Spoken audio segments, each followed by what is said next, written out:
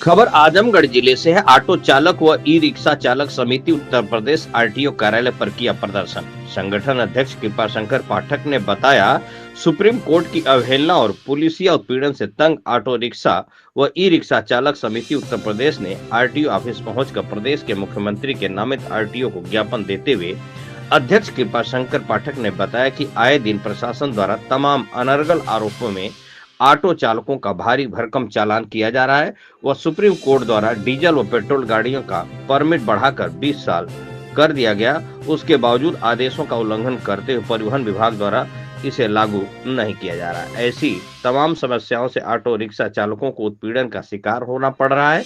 अध्यक्ष कृपाशंकर पाठक ने बताया, सुप्रीम कोर्ट के आदेश डीजल गाड़ियों की 20 साल की अवधि मीडिया व चैनलों पर प्रकाशित और प्रसारण भी किया गया, लेकिन बड़े दुर्भाग्य की बात है कि हमारे जिले के आरटीओ द्वारा यह कहा जा रहा है कि सुप्रीम कोर्ट के आदेश की जानकारी हमें नहीं।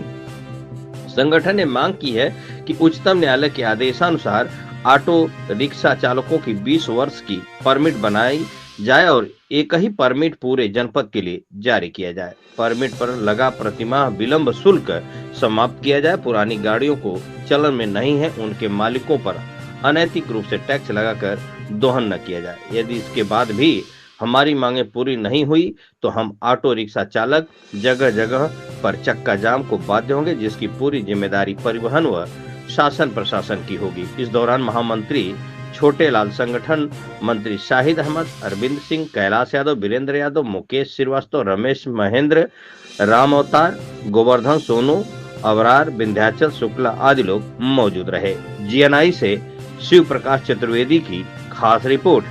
उन्होंने दिया है, इस पर विचार किया जाएगा, नियमानुसार जो भी होगा वो किया जाएगा। सर, आपको ऑटो यूनियन द्वारा ज्ञापन दिया गया, क्या मामला पूरा थोड़ा बताइए।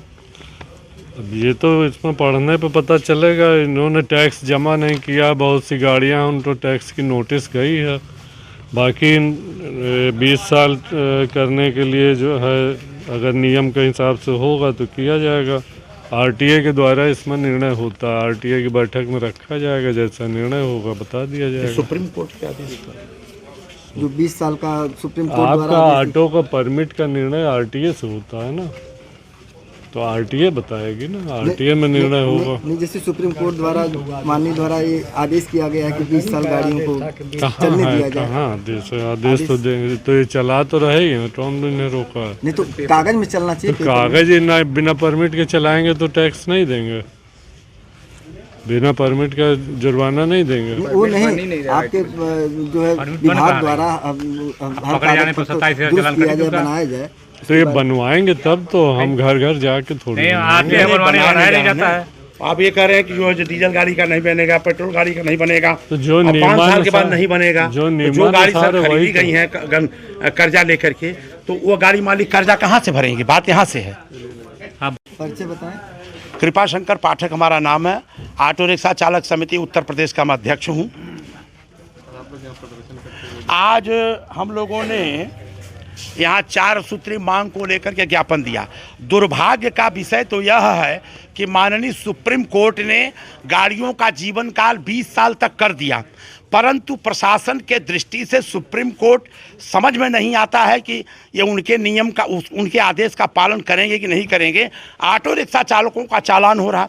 ऑटो रिक्शा चालक जो 5 साल 10 साल गाड़ी चला करके, गहना बेच करके, खेत बेच करके गाड़ी खरीदे हैं, उनकी गाड़ियों का अब चालान हो रहा है और ये परमिट बनाया नहीं जा रहा। न परमिट बनेगी, न फिटनेस बनेगा, न उनका टैक्स जमा होगा।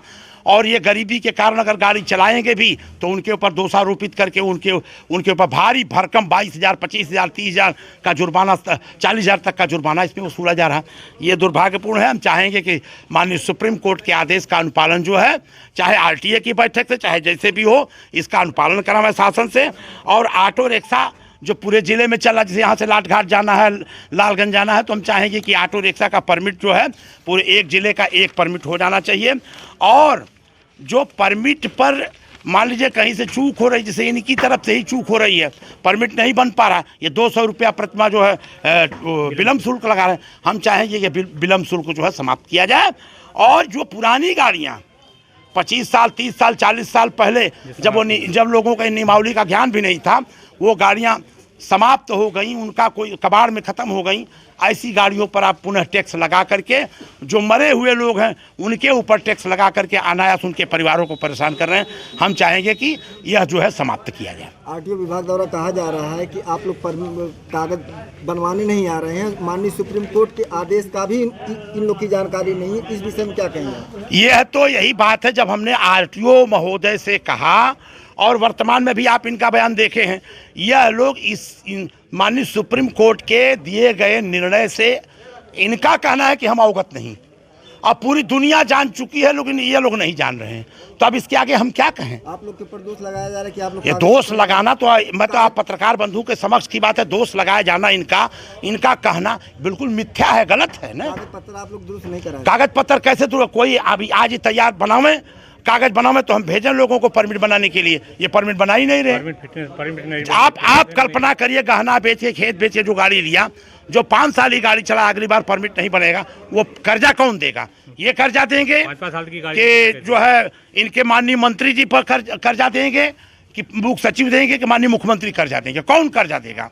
जहाँ एक तरफ आप रोजी रोजगार देने की बात कर रहे हैं, आप जो रोजी रोजगार दे नहीं पा रहे हैं, और जो ऑटो रिक्शा चला रहे हैं तो आप उनकी रोजगार को छीन रहे हैं, उनके ऊपर भारी भरकम टैक्स लगा रहे हैं, भारी भरकम चालान करा रहे हैं। 20,000, 25,000, 30,000, 40,000 का चालान हो रहा है ऑटो रिक्शा पर। यही मालूम होता टाटा बिरला है। अगर आगे कार्रवाई नहीं होती तो आप लोग की क्या रणनीति है? मैंने कहा है 15 दिन तक इनको समय दिए हैं, 15 दिन में अगर निर्णय नहीं होगा तो हमारी कमेटी बैठेगी, हम आंदोलन, धरना प्रदर्शन और चक्का जाम करेंगे। हम चक्का जाम के लिए अभी कहना चाहेंगे प्रेस को कि चक्का जाम करना इसलिए भी ठीक नहीं कि तमाम लोगों को हान होता है, हो सकता है कोई बीमार आदमी फंस जाए, लेकिन अगर प्रशासन इस बात को नहीं मानेगा तो ये उसी की जिम्मेदारी होगी। हमको मजबूर होकर के एक बार पुनः चक्का जाम करना पड़ेगा। हमारी मांगे पूरी हो, चाहे जो मजबूरी हो, हमारी मांगे पूरी हो, चाहे जो मजबूरी हो,